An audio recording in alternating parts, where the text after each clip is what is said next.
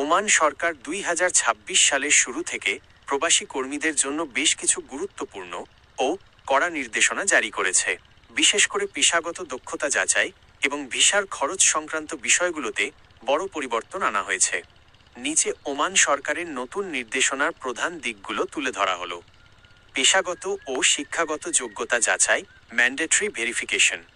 2026 সালের জানুয়ারি থেকে ওমানে প্রবেশের আগে প্রবাসী কর্মীদের জন্য পেশাগত স্বীকৃতি, প্রফেশনাল ভেরিফিকেশন ব্যবস্থা বাধ্যতামূলক করা হয়েছে।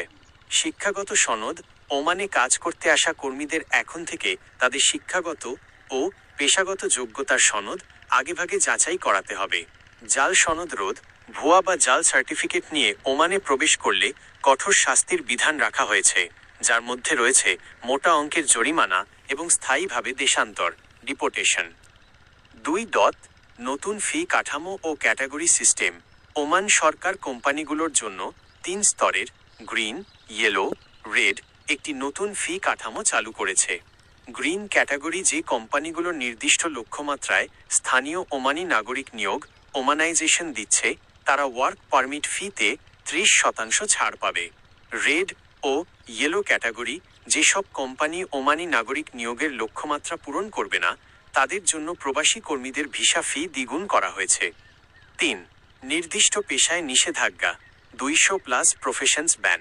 ওমান সরকার ইতিমধ্যেই 200টিরও বেশি পেশায় প্রবাসী নিয়োগ নিষিদ্ধ করেছে।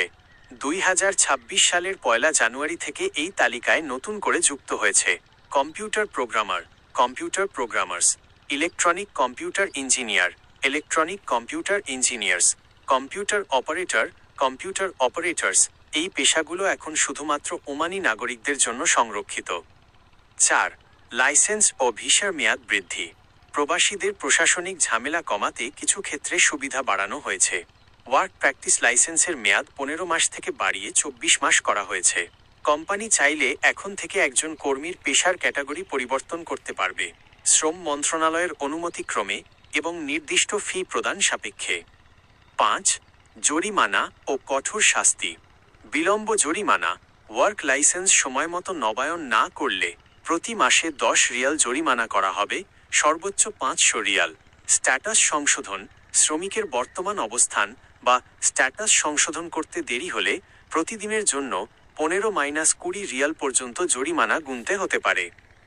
বাংলাদেশিদের জন্য সুখবর, সাম্প্রতিক কূটনৈতিক আলোচনার প্রেক্ষিতে ওমান সরকার আগামী কয়েক মাসের মধ্যে বাংলাদেশিদের জন্য ঝুলে থাকা ওয়ার্ক ভিসাগুলো পুনরায় চালু করার আশ্বাস দিয়েছে। বিশেষ করে 12টি ক্যাটাগরিতে এই ভিসা চালু হতে পারে। আপনি কি নতুন কোনো ভিসার জন্য আবেদন করতে যাচ্ছেন? আপনার পেশা জানালে আমি সেটি নিষিদ্ধ তালিকায় আছে কিনা তা যাচাই করে দিতে পারি। এই ভিডিওটিতে ওমান সরকারের সাম্প্রতিক নির্দেশনাবলী এবং প্রবাসীদের জন্য প্রয়োজনীয় সতর্কতামূলক তথ্যের বিস্তারিত আলোচনা করা হয়েছে।